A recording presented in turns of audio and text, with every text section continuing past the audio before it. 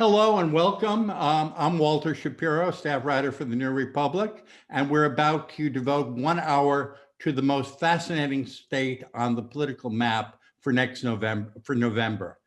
Talking to the Biden High Command, I continually get these. If I'm worried about one place, it's Pennsylvania. It is so weird. It is so hard to get a handle on. So many things can go wrong. And at the same time, Nate Silver, who does give Biden an 87% chance of carrying Pennsylvania. And since Pennsylvania is seen as everyone's most likely pivotal state, the turning point state, he who carries Pennsylvania will probably be the next president. And we have a terrific panel. I'm going to start with Nikil Saval, who is running for the state Senate from Center City, Philadelphia. And as a writer, and much more importantly, the reason I'm starting with Nikil is because he has a great piece on Pennsylvania coming out online in the Monday, on Monday in the New Republic. Staying in the Philadelphia area, we're also pleased to have Hannah Laurison, who is the executive director of Pennsylvania Stands Up. And then moving to the western part of the state, we have Lara Putnam, who is a professor in the Department of History at the University of Pennsylvania and an expert on social movements. And let me start by asking all of you, and I'll start with Nikil, given for those of us, because of the pandemic, who, alas, are not spending our time in Pennsylvania and have to rely on news clips and polls, what are you seeing on the ground that's relevant to Biden versus Trump that might not be visible in other formats? Well, thank you so much, Walter. It's great to be here with, especially with two people I really admire and respect, with Professor Putnam and with Hannah Laurison. Well, one, I should have a caveat, which is that, of course, we're all, even being in Pennsylvania, the on-the-ground feeling is somewhat limited because we're all still indoors for the most part. So seeing is also or at least on Philadelphia television. Yeah, right. But one of the things that I am seeing that gives me hope, I would say, is just the number of progressive candidates running across the state. Because I'm going to be an incoming state senator in Philadelphia, but I'm working very closely with people running in counties and places across the state. And Hannah, I think, can speak to this as well, is who are competitive and running in competitive elections where I feel like a few years ago, people might not have thought that these races were winnable. So in Cumberland and York counties, in parts of Western Pennsylvania, in the suburbs in Allegheny County, and things like that, where you just have people running for state representative and state senate who are unabashedly progressive, who are running really dynamic, extraordinary campaigns. And we have a chance, I'm not predicting that we will, we have a chance to flip the Pennsylvania legislature. And I want to come back to that, because the Pennsylvania legislature is pivotal to lots of conspiracy theories that the Atlantic Monthly and other people have been peddling. Hannah, what are you seeing on the ground, and how hard is organizing in an era of the pandemic? Yeah, great question, and thank you for inviting me to be here with such an amazing group of thinkers. I absolutely agree with Nikil that the enthusiasm for the down ballot candidates who are really running campaigns championing everyday people is one of the stories that's flying underneath the radar in Pennsylvania. But I would also really say that one of the things that has been noteworthy as someone who's played a role in in politics for a number of years, is the amount of strategic discipline that we're seeing to defeat Donald Trump. There's a clear consensus that the threat of a second presidency is not something that we can endure. And I see really a disciplined and strategic effort to elect Joe Biden and Kamala Harris, and not the kind of infighting that you might have expected given what we saw in the primary and with the emergence of Joe Biden as the candidate. With regard to your question about campaigning in a pandemic, I think my organization, Pennsylvania Stands Up, pivoted very early on to connecting with people on phone and text and digitally. And what we've seen since we've been doing that since March is that there's a real openness, that the pandemic has really exposed our interconnection and our what we might expect from government to take care of our basic needs for healthcare, for housing, for food security. And we've found that voters are really eager to connect and talk about those issues that are hitting all of us in a way that they might not have been had the pandemic not been the backdrop for this election. And now for the Western Pennsylvania view, what are you seeing in the Pittsburgh media market, Lara? Well, in the Pittsburgh media market, we're seeing lots of ads for presidential candidates, and that, of course, is no surprise. But there's a huge amount of money pouring into this state, nationwide. I'd agree with Nikil and Hannah. What's really different, what's different about how politics is being practiced right now on the ground in Western PA is that there's been a reversal of what had been a trend towards a real disappearance of down ballot Democratic candidates and sort of face-to-face local Democratic Party in a whole bunch of areas just outside of the sort of center core city. So there's been, over the past 4 years, a rebuilding of the sort of local socio-organizational layer of Democratic politics outside of the core metropolitan areas. And so Pennsylvania is a state in which we see really powerful movements pushing different pieces of the populace in opposite directions. And I think that's why, you began by saying people feel like you can't get a handle on Pennsylvania. That's because there's a real realignment going on here that has regional pieces. It has, it's about some areas where there had been long-time registered Republicans have really swung away from Donald Trump's GOP really rapidly. And meanwhile, other areas that had been, strongholds of the Democratic Party and have moved and are continuing to move away from the Democratic Party. But that's not to say that there are whole stretches of the state that should be written off, because what's been most interesting, and Hannah and Nikil are really referencing, is that this is seeing outside of some of the core, easy areas for Democrats to win, we see new people organizing and new groups organizing in small cities and in big towns. That's really new for this state, within our lifetimes. And so that's an interesting development on the center left. Lara, this is a real quick question. Is the world reeling from the inability, because of the pandemic, for so many journalists to go to small towns in Western Pennsylvania, go into diners, find people with MAGA hats and say they're still for Trump, and then report this as a breathless revelation? Just like in downtown Philadelphia, so many journalists went around and said, my God, Democrats are still for Barack Obama in 2012. Yeah, amazingly, we've still managed to see the national media produce those stories even in the midst of a pandemic. So it's pretty impressive, actually. The national reserve of diner stories has not been depleted. Let me go again from east to west, because Lara, you hit on something, which is that one of the big issues is, can Joe Biden come up with enough votes in affluent suburbs, particularly in the Philadelphia and Pittsburgh area, to deal with some of his problems in what were traditional Democratic places, smaller places in the state. I went back and looked at the three collar counties surrounding Philadelphia. Barack Obama carried them in 2012 by 140,000 votes over Mitt Romney, and Mitt Romney was the perfect Republican for affluent suburbs. Running against the worst Republican for affluent suburbs, Hillary Clinton only carried them by 160,000 votes. So there was only a tiny growth for Hillary against Donald Trump in 2016.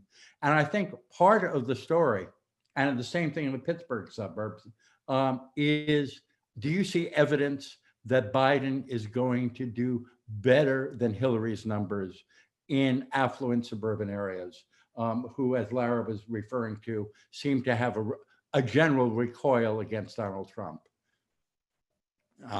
Anyone who wants to break in, Nikil, Hannah, and then we'll go to Lara on Western Pennsylvania.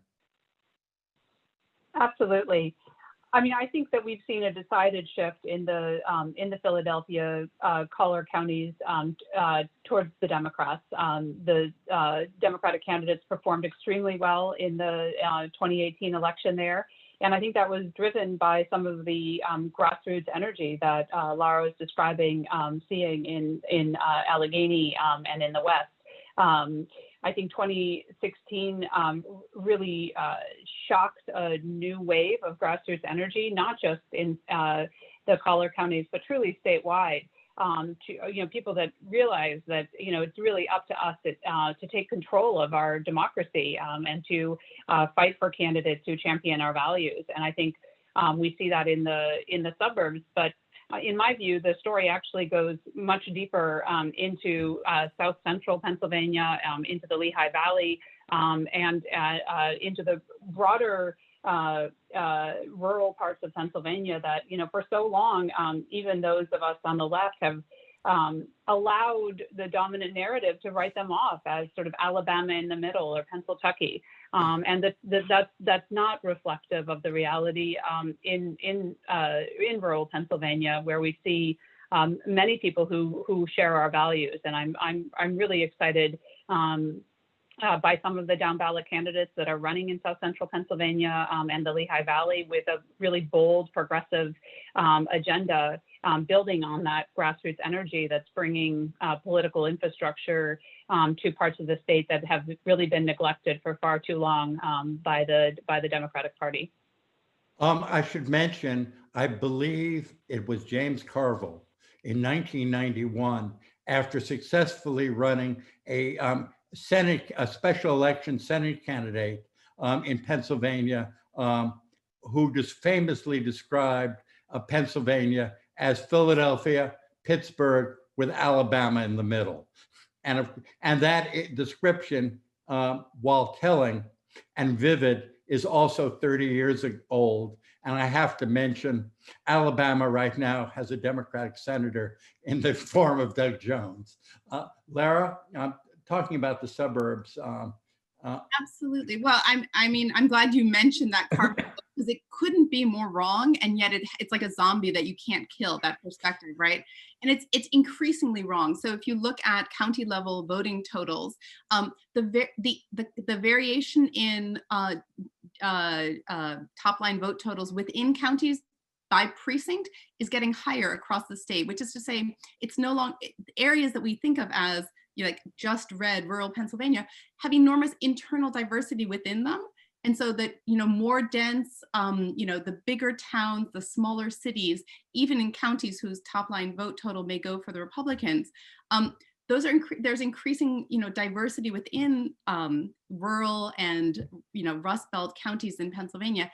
And it's been, just as Hannah is saying, there's been local organizing going on in big towns, in small cities. So when people say suburbs, I think they tend to think of just those counties where affluent suburbs make up the bulk of the county. But really, the suburbs of Reading, the suburbs of Lackawanna, the suburbs of York, so the sort of the spaces where you have relatively diverse, relatively well-educated voters around the smaller cities of Pennsylvania have seen a huge shift, in part because it's a sort of 1-2 punch. It's both those voters, individual voters in those places questioning Donald Trump, questioning whether he really represents their values, and then now seeing a local alternative being articulated as like, this is what a Democrat running in South Central PA looks like, or this is what a Democrat running in, the Lehigh Valley or Chester County looks like, so that there's a texture of local engagement that helps people not simply see the polarized national shouting match, but rather, connect up in a much more organic way with organizers in their own area. It was Chekhov who said, if you see a gun in the first act, it has to go off in the second act. Since when Nikil was talking, I talked about the Atlantic Monthly and conspiracy theories about the Pennsylvania legislature in the Atlantic Monthly and elsewhere.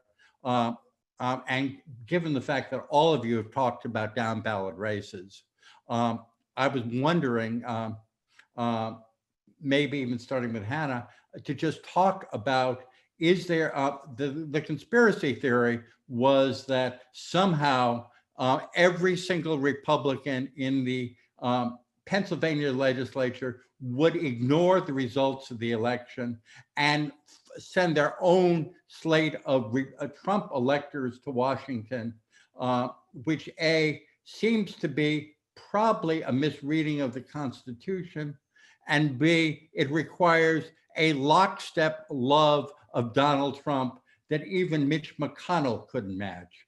But part of it is that both houses of the legislature, while Republican controlled, it's a very narrow margin.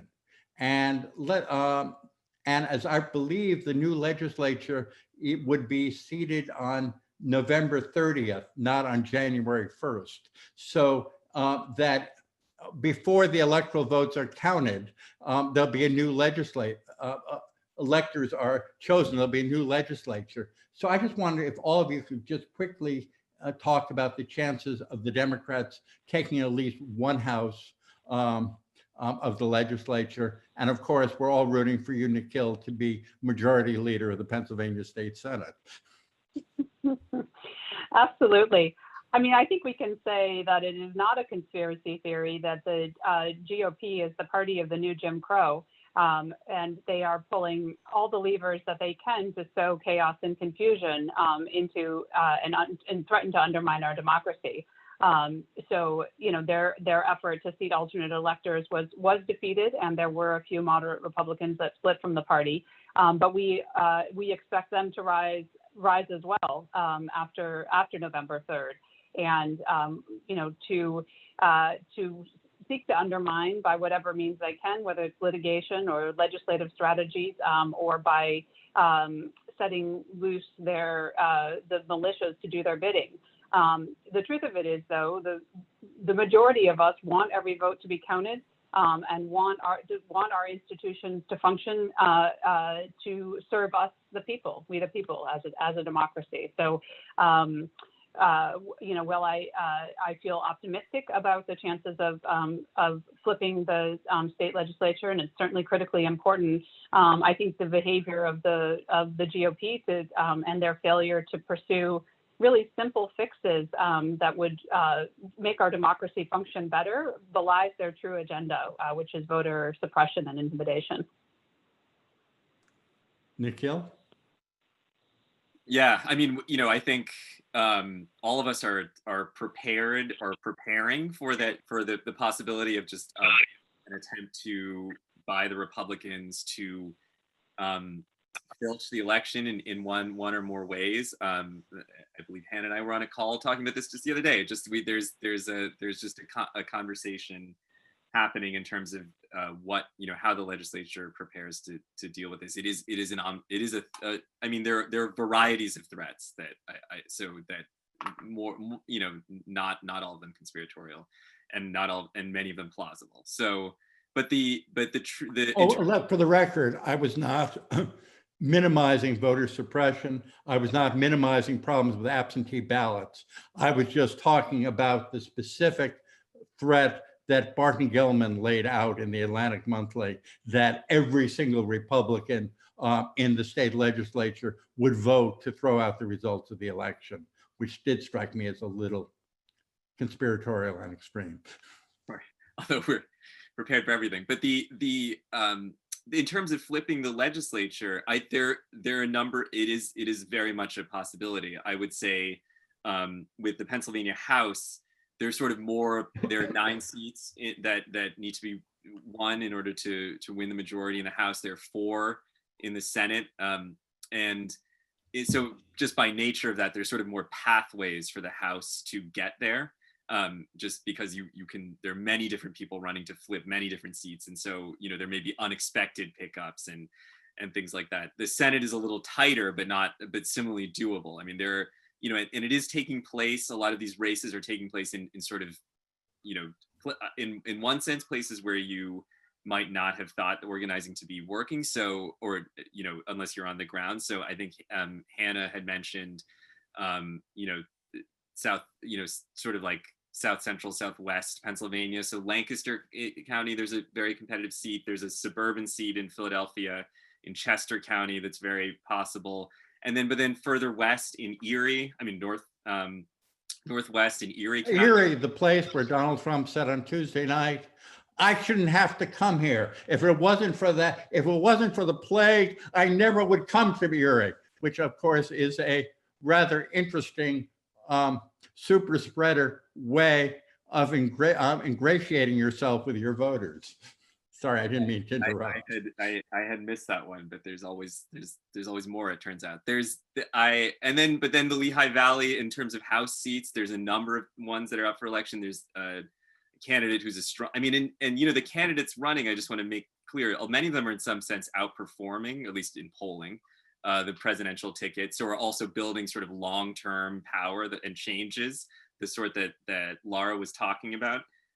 For sort of resistance to Trumpism, I would say.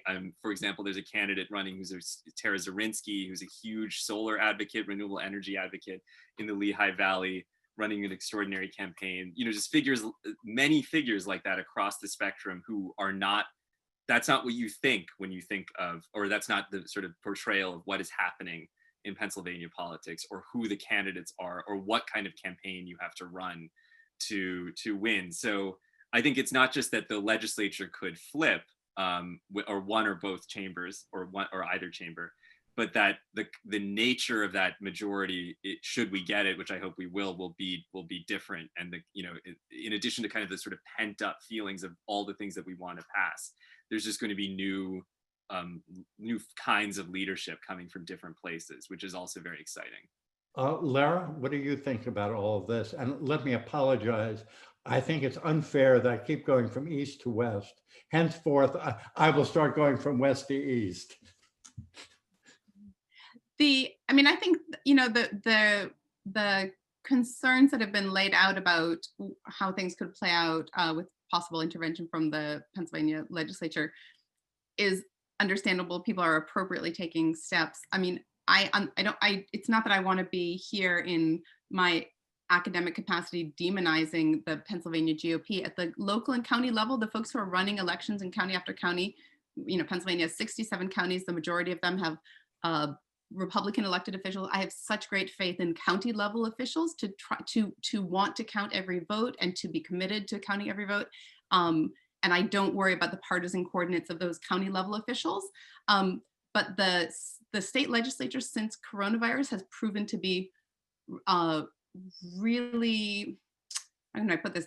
The Pennsylvania GOP has pushed a whole bunch of conspiracy theories at the state level that have really undermined public health messaging in a way that has been quite concerning to many of us who were hoping that the PA GOP was going to, remain in the reality-centered universe. They have really leaned into short-term partisan advantage in a way that does make me more worried than I otherwise would be about their commitment to carrying forward without pressure, the counting of every vote in the way that democracy needs.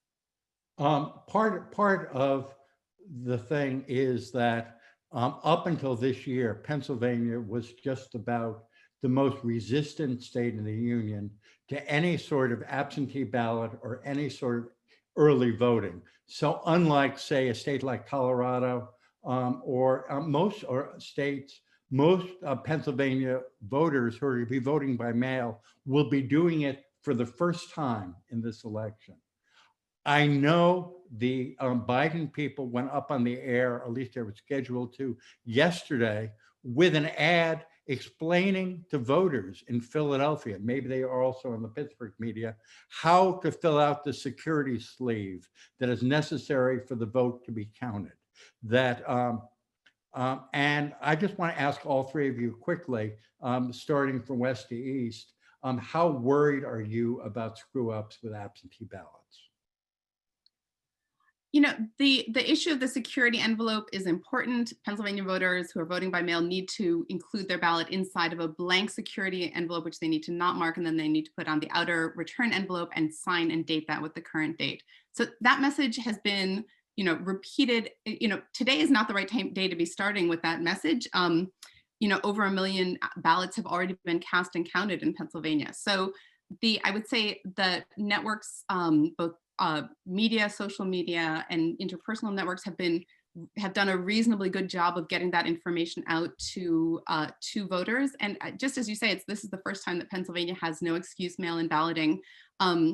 So far, all the indicators are that first of all, that Democrats are lodging. So there's a huge Democratic advantage so far in the ballots that have been cast either through in-person paper ballot voting, or through by mail paper ballot voting. So there's probably like a 700,000 vote Democratic advantage so far based on registration. And of course, we don't know how that translates into votes, but I think given the partisan messaging from the president about mail-in votes, I would say there's every reason to think that probably Republicans who are voting early are more likely to be, there are probably more Republicans voting early voting for Biden than there are Democrats voting early voting for Trump.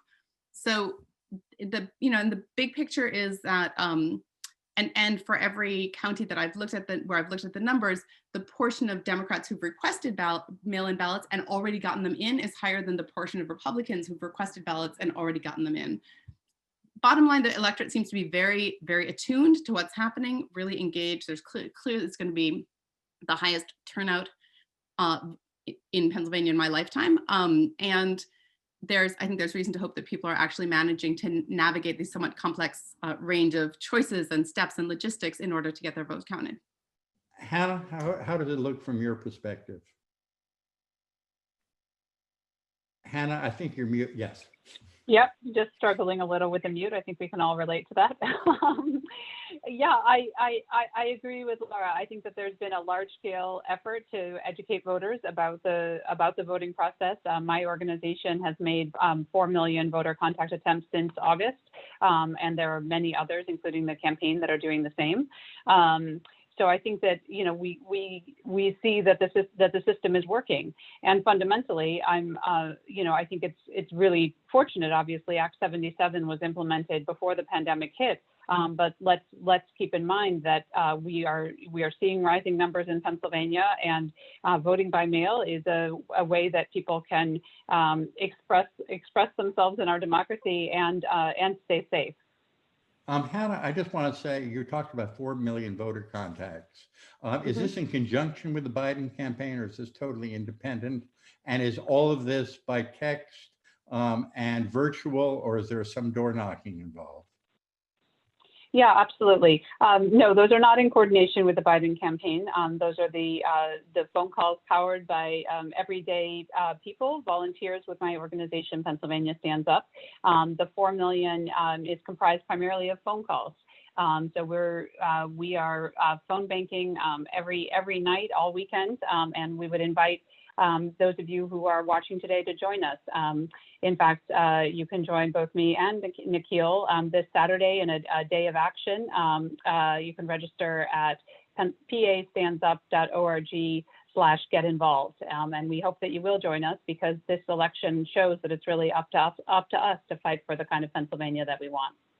If one of you actually has a piece of paper, and at some point in the next 10 minutes, either Hannah or Nikil could put that web address on a piece of paper and, shockingly enough, hold it briefly up against the screen, it might be helpful to people. Nikil, do you have anything else to add on this?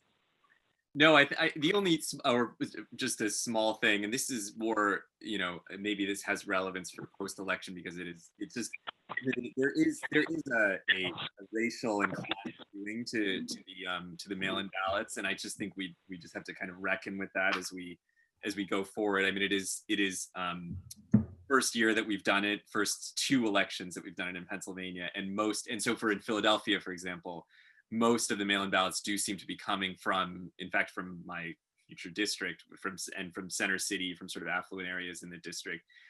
So there's an inequality in terms of how the information is getting out and who is targeted, in terms of language language barriers to understanding the mail-in process. That seems to be a big thing. I imagine it may be similar in sort of majority minority, cities like Reading and Chester, Lancaster, York, Allentown, but so that's just something to keep in mind, that mail-in balloting is, I 100% think it is safe. I think it is important. I think we need to advance it and expand it. But for the moment, it resembles elections it resembles the way that our elections are sort of skewed against minority voters and working class voters generally, in the sense of who has access to it and who tends to vote by mail. A very smart audience member came up with a technologically stunning solution. Instead of holding up a piece of paper, if you could write the coordinates for this day of action on the chat function available to everyone, people could save it and take it down, and therefore no one's face would be obscured by holding up a piece of paper. One other thing, as long as we're doing housekeeping, in about 15 minutes, we will turn to questions, as many as we can, and there is a Q&A function at the bottom of your screens.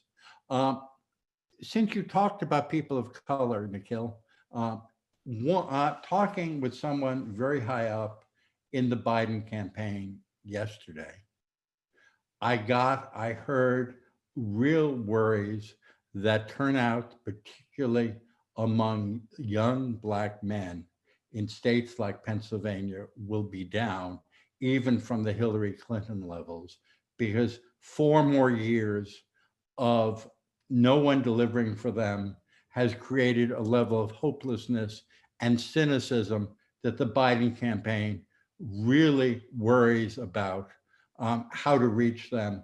And the general consensus is, while Kamala Harris is very effective with African-American women, her appeal to young African-American men is much lower. I'm just wondering if anyone wants to talk about this, because I found it an interesting and honest problem that will be certainly, if it's true, will be manifested in the numbers coming out of Philadelphia, and to a lesser extent out of other cities around the state. Well, it's hard to say. I mean, in terms of certainly in terms of predictions. I mean, one of the things just from voter contacts and things like that, there is, I think it's not. I wouldn't say that the coordinates of who exactly of Kamala, or Senator Harris, and that those are the kind of factors that are going to be changing or driving things so much as one. I mean, the structural material things that you're talking about, which is that, I mean, it's certainly right that for many years, younger people of color, young Black people in particular, feel correctly completely disinvested in, completely neglected, and then if targeted for votes in it every 4 years, naturally induces cynicism, because it's where are you every 2 years? I mean, you can just hear this in any neighborhood anywhere. It's just like, you only come around for votes. I mean, like, that's sort of, but that's correct. I mean, that's a correct analysis of and so understandable. The other thing is that there are issues. I mean, one is the crime bill from the 90s. That's a common point of contention, which is that, I mean, even though a 35-year-old voter would have been 9 years old when the crime bill passed. But they live with the effects of it, I would say. And so you just, I mean, you're, you know, they, and, or their parents are, you know, I think it's everyone is somehow affected by this. And so people know the effects of that crime bill in their neighborhoods. I mean, and so, I mean, and not just that crime bill, but a whole, you know, decades of the failed sort of war on crime and drugs. But so you know, there's that. But so those are just the things I would mention. I can't speak to the kind of specific electoral worries, but I think those are factors in people, and this just tends to be the case with national elections of this kind. Hannah, Lara? Yeah, I'll jump in to say, you know, the issue of cynicism and justified cynicism is real. But in this context, it's really important to point to the actual history of the movement for racial justice this past summer. So in June and July, there were, you know, over 400, maybe as many as 500 if you start counting into July, separate protests held in support of Black Lives Matter and in, you know, in solidarity with George Floyd and protesting police brutality. Over 230 different communities within Pennsylvania saw a Black Lives Matter protest in the month of June alone. So that's like, people hear that number and who could name 230 different towns in Pennsylvania? You know, it's 10 times. Harrisburg, Erie. You only got 228 to go, so you're good. So, you know, that is 10 times as many places as ever saw a Tea Party protest, 10 times as many, think 10 times smaller towns. And it's 10 times as many places as ever held a women's march in Pennsylvania. So, and in place after place, what the people who were leading those who sort of took it upon themselves at a time of polarization, and when they were hearing, in some cases, threats, even death threats for stepping forward to organize for racial justice, the people who stepped forward to lead those were young people of color, young African Americans, sometimes high school students, working in alliance with other young, you know, white students. There was a real leadership from LGBT, you know, high school students and recent high school grads in communities across the state, you know, in small towns, in small cities, in suburbs. And so but especially in the small cities of Pennsylvania, a sort of new generation of future leaders stepped forward and did the work of organizing within African-American communities. So in Pennsylvania, the African-American population of Pennsylvania, only half of the African-Americans in Pennsylvania live in either Allegheny County or Philadelphia County. So half of the African-American population of Pennsylvania lives in other, you know, cities or towns. And so in the long run, I'm actually, you know, really optimistic that if this political system creates space for these people, that is an amazing generation of young leaders stepping forward to organize. And that's what's going to be the difference. It's, you know, Joe Biden versus Kamala Harris is not going to be the difference in shaking loose that justified cynicism that you're pointing to, but actually creating structures in which those young people can do organizing and push forward, you know, articulate their priorities and build power within their communities. That's going to be the long-term difference within Pennsylvania. I just want to break in here and say that if at the high point of one of the things I've learned today, it's the fact that half of the African-American population of Pennsylvania is neither in Philadelphia nor Pittsburgh, which is something I would not have guessed. Do you have anything to add, Hannah? I don't want to cut you off.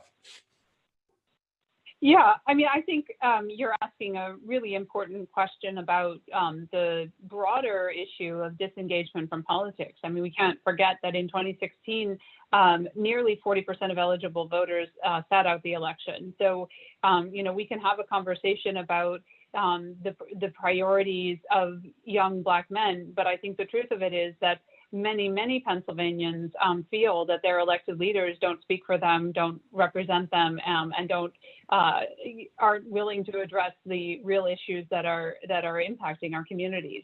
And I think that's part of why it's so important to have organizations like mine that are able to hold that cultural trauma of feeling unrepresented in your democracy, rather than, you know, we don't deliver a message of blue no matter who, or we really listen to and engage with that that reality. I completely agree with what Nikil said, that the assessment and analysis that those who have disengaged from politics is grounded in a list of facts. And I think we can be really effective if we don't try to gloss over that and pretend that it's not so, but rather acknowledge that I too wish for a political system in which I felt like my leaders really had my back. And for too long that hasn't been the reality. If we start the conversation there, then we can get to the issues that really matter to people's day-to-day lives. Let me throw in one more question before we break for questions. So this is an official question as opposed to an audience question.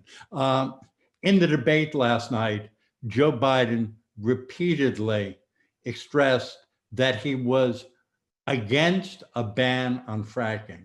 And when pushed by Trump, I believe, he said he he only favored a ban on fracking on federal lands. Given the fact that it's, Nikil, you gave me in your piece coming out on the New Republic on Monday, you gave me a rather good crash course in how fracking works. And Lara, it also came up in your terrific piece that I read about middle counties. Probably all of you, given the fact that Biden is running away from fracking, anti-fracking as an issue, given the fact that it is probably a poll-driven decision based on how he sees Pennsylvania in particular. What do you see the ramifications of this? Not long-term, but in terms of between now and, I don't know, picking a day at random, November 3rd. Do you want to start, Nikil? Sure. It's now, it's funny, there are just so many layers now to this fracking discourse. It's hard to know where to start to peel them off. What I would say is, in some sense, prior to this set of debates, prior to this campaign, this series of campaigns, fracking is not, at least just on the polling, not popular. Exactly. It's not deeply unpopular, but it's not popular. No, I think I saw a poll where 51% were against it, 38% were in favor of it. It's something like that. There's varieties of that, yeah, and it can be higher in certain areas, but it's uneven certainly, and then get into that. But it is obviously a huge part of the state's economy in the sense that it is the second, or it was slated to be this year, this pre-COVID, the second largest extractor of new oil and gas in the state. But in fact, right now it's declined considerably, and is not generating the kinds of revenues or jobs that it was expected to. And so the complexity of it seems to me that there is, on the one hand, it's uneven, just neighborhood by neighborhood, in the sense that, unlike say coal or an industry that employs thousands of workers on like a particular site, this is also about property rights and gas leases and people making money off of gas rights, as well as having their water contaminated by a well pad near their house. So there's that aspect to it, to its popularity or unpopularity. And then there's the other fact that there is work bound up in it to a degree, and a lot of that work is unionized, and many of those trades are with, at least nominally, with the Democratic Party. So that's a lot of that seems to me to be the complexity of it. But nonetheless, I mean, it's become this. It strikes me as an issue that has, because the Biden campaign in every other respect is committed to a renewable energy future that is very popular in the state. 100% renewable energy. All the kind of climate initiatives that it promises are popular. All the climate policies that everyone is running on that are strongly committed to a transition are popular. All of these things are deeply popular. And so in a way, we've fallen into this trap where we're constantly talking about fracking rather than the future, rather than talking about the renewable energy future that universally people want. And so I think that's the kind of the problematic that has developed. With my eagle eye moderator's talents, I noticed two nods, one from Lara and one from Hannah. Which one of you wants to explain your nod first? Why don't we go with Hannah's nod? It goes first. Yeah, absolutely. I mean, I shared Nikhil's concern that we are allowing sort of the discourse to drive the day. On the doors, the issues that people care about are healthcare, Trump's failure to adequately confront the COVID pandemic. People care about their economic security, and they care about their kids' future. And bottom line, climate is something that we are going to have to address. And, you know, I was thrilled last night to see Biden talking about the opportunities for creating jobs as part of the large-scale investment that's going to be required in shifting our infrastructure. So I think fundamentally, you know, what I'm looking to as sort of promising signs in Pennsylvania is this really strong grassroots movement, you know, that each of us are hold a piece of, but is much bigger, which is going to push Biden, should he be elected, to take bold and decisive action. And you know, I think the debate about fracking is really a distraction from what's going on and from what matters to everyday Pennsylvanians. Lara? Yeah, absolutely. I mean, fracking, I'm just completely in agreement here. Fracking is not a matter of, it's not actually a policy dilemma or a sort of on its substance. There's not some irreconcilable, you know, labor market trade-off here. You know, about 26,000 people are employed in fracking in Pennsylvania. There are 150,000 registered nurses in Pennsylvania. There are 180,000 home health aides in Pennsylvania. That's the core of the Pennsylvania working class is a healthcare focused working class. It's a pink collar working class. There are lots of women working these jobs, and the core labor issues are around what are going to be the kind of labor protections that are available to people who are working in our actually existing labor market. Having said that, fracking has become a sort of powerful signaling issue, in particular for, you know, more rural areas where the impact of fracking has been less about job availability and more about you know, impact fees. Folks, you know, these were folks signed leases with companies, and that was a source of some cash coming in regions of the state that had not seen cash coming in for decades, right? So, and so at core, there's a sort of signaling piece, and there's also a piece which has to do with the deep distrust of the Democratic Party and its promises in a lot of rural and Rust Belt areas of Pennsylvania, where the rhetoric which says we're going to do a just transition, a Green New Deal, there are going to be infrastructure jobs. People don't believe that. So then the question becomes, okay, how do you build the infrastructure? How do you build out the organizations that provide trusted interlocutors to make that case? That hasn't been done yet, but I think that, you know, there are folks, including those on this panel, who are trying to get that work done. Okay, we've now moved to that coveted moment in our afternoon, audience questions. And without trying to sound like a debate host, for this round, let's everyone keep their answers short, just so we can get as many questions in as possible. Let's start with one from Ellen. Lara mentioned over 1 million absentee ballots were in and counted. I thought absentee ballots could not be counted in advance of Election Day in Pennsylvania. Was that a misunderstanding by the questioner?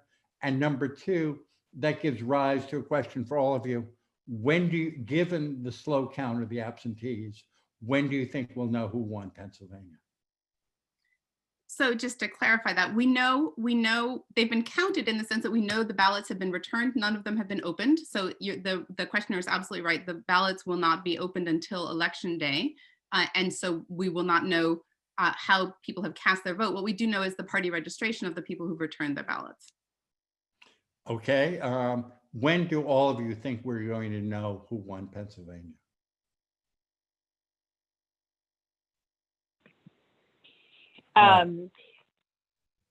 Unfortunately, the Pennsylvania GOP-controlled legislature declined just yesterday to take action on the question of when the ballots can be counted. They failed to pass a measure to begin counting before Election Day, which has been implemented in 30 other states. So I think we can point the finger squarely at the GOP for delaying when we will know the results of the election. I think we can expect that Philadelphia will take the longest as the largest city in the Commonwealth.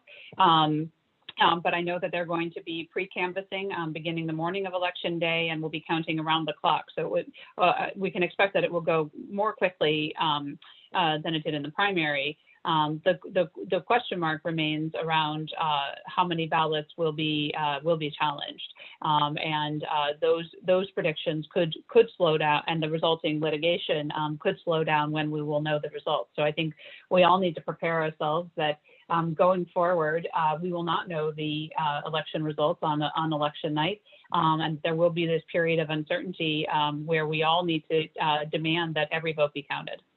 I will add, outside of Pennsylvania, there are states that account ballots fast because they can start well in advance of Election Day. Arizona is one, North Carolina is one, Ohio is one, and despite all of our memories from 2000, Florida is particularly good at early counting. So it is quite possible that we may know at, say, midnight on Election Day, that even though Pennsylvania hasn't been called, that Donald Trump's path to re-election is virtually non-existent if he has, say, lost 2 of those 4 early county states that he carried in 2016. This is a question from Michael, and it is, it appears the mainline Democrats and those on the most progressive wing are united in the effort to defeat Donald Trump. In fact, for all the millions of Democrats in disarray stories, it is amazing how united people are. How will that united front endure as the Biden administration begins to implement its policies? Why don't we start with Lara, since you were the first nod? Yeah, well, to me, one of the interesting results of the kind of growth of grassroots organizing over the last 4 years, which has happened on the left, and movements like those that Nikil has led have shown that. But there's also been a lot of sort of local center-left new engagement, often more centered in the suburbs. What's been crucial about that is that people across those sort of ideological spectrum lines, people know each other now and are talking to each other. There's spaces of discussion. Revitalized local Democratic county committees have become often more fractious because people are actually using that as a space for arguing over, ideological positions. All of that is actually really healthy for democracy in general and for the Democratic Party in particular. If there are spaces within the party where people can argue out their different views at the local level, and we see this, as I said, in Pennsylvania, but actually the same thing is true in many other states. So I'm guardedly optimistic that socio-organizational change has created structures that can support the big debates that are ahead. Hannah, Nikil, anyone that wants to add something? Yeah, I mean, I just want to echo that, and I mean, in a sense, part of the kind of proof of what Lara is saying is that Hannah and I are all involved in an effort to kind of create that those sorts of conversations across various groups. That one of the things that was the experience in 2016, just in Philadelphia, was a lack of coordination. These groups in a sense didn't exist, not all of them, but then the ones that did, among labor unions in particular, local organizations, none of us were coordinating. None of us sort of knew what the other was doing. We were all literally tripping over each other. So it was actually like a fairly, Hannah mentioned earlier, the discipline, the strategic discipline that we have this time. I mean, it's certainly very palpable. And one, example of that is that a number of groups that have sprung up since 2016 are now, in many respects, coordinating. So they're coordinating as part of the organization that Hannah is the executive director of. Was a member of a group called Reclaim Philadelphia. We work together with Lancaster Stands Up, with York Stands Up, with a number of different groups that are working together to and creating a statewide coalition. And then I would also just speak to, I agree from my own personal perspective that it is healthier now in local Democratic parties. I don't think many people did not engage in local Democratic parties, at least people that in my milieu, I would say. And it's become much more robust. Turnout has increased dramatically in certain neighborhoods, including my own, just because of the kind of investment in local party infrastructure and the transformation of them so that they seem more legitimate as well. And there's more legitimate to our neighbors. And so there's much more coordination and widespread effort. But yeah.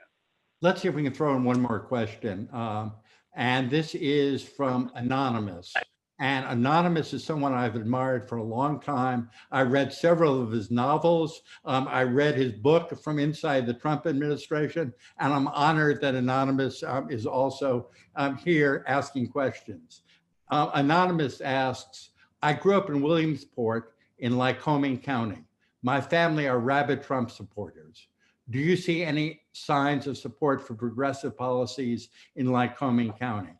And since all I know about Williamsport is that it's the home of the Little League World Series, in answering this question, could someone please geographically locate Williamsport for those of us who do not have a map of Pennsylvania on our screen at the moment? Absolutely, I can speak to that. Williamsport is in Lycoming County, which is in the Susquehanna Valley in the north central part of the state. And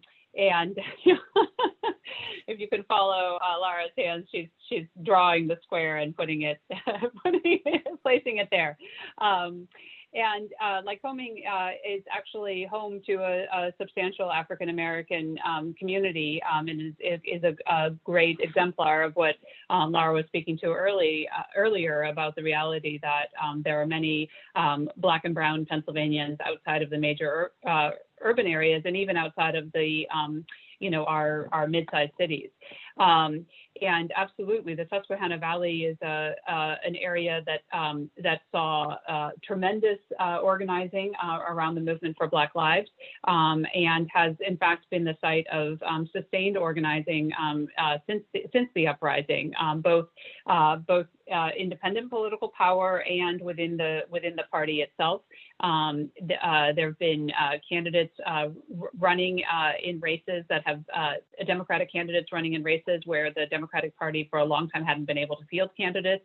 And there is the emerging political infrastructure that we've spoken of that we're seeing across rural Pennsylvania. The Susquehanna Valley is a shining example of that. If Anonymous would like to connect with a network of folks in the Susquehanna Valley, I would recommend the Hub for Progress as a coalition of many dozens of groups that have come together to fight for everyday Pennsylvanians in rural PA. And with the 2 minutes left, I'm going to ask all of you the quickie question, which is, if there's a hidden issue that will affect voters on November 3rd in the presidential race, what would it be? An issue that hasn't gotten the attention that other issues like, dare I say it, fracking have?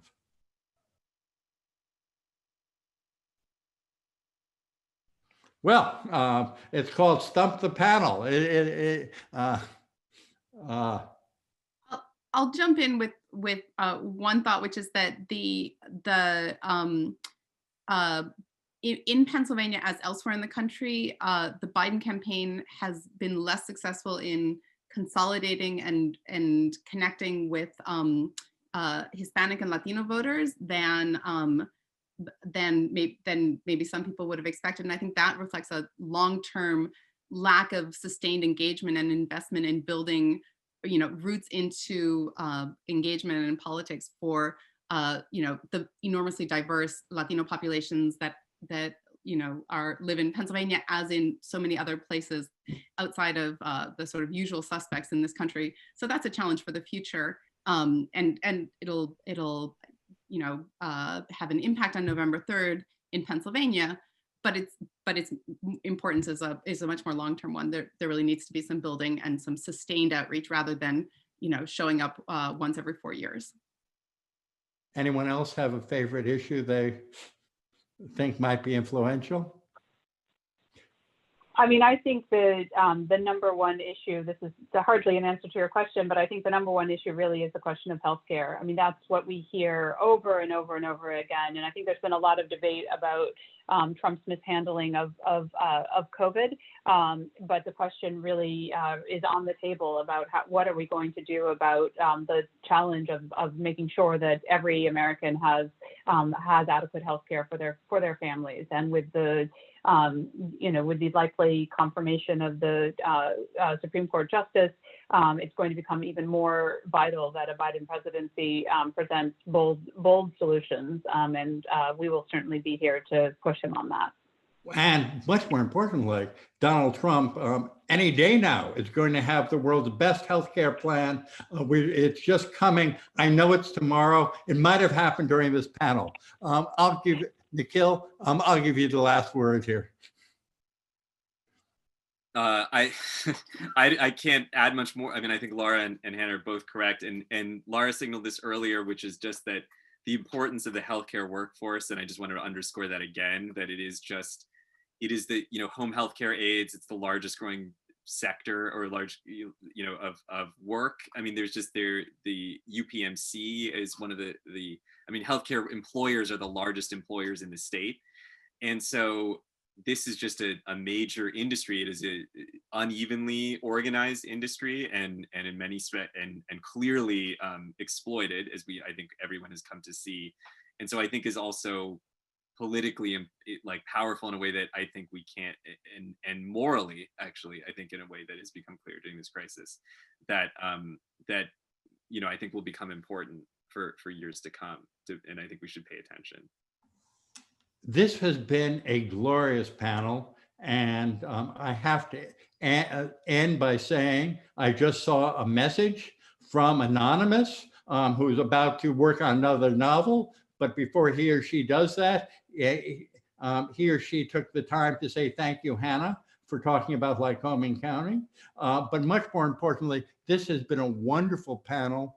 And I encourage you to read Nikil's piece that will be ballyhooed on the newrepublic.com website on Monday.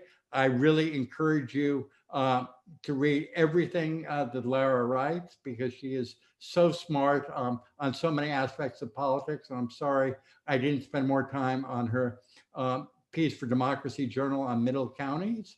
And it was wonderful to have Hannah here, since I share with Anonymous many characteristics, and saying yay, Hannah is one of them. And much more importantly, in the 11 days ahead, please read the New Republic online.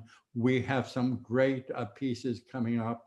I might even write one or two. But much more importantly, this has been a wonderful panel, and I thank everyone for coming. And most of all, I thank Lara, Nikil, and Hannah for participating. And may Pennsylvania not loom in anyone's nightmares on November 3rd. Thank you. Thank you. Thank you so much. This has been a pleasure. Yeah, thank you.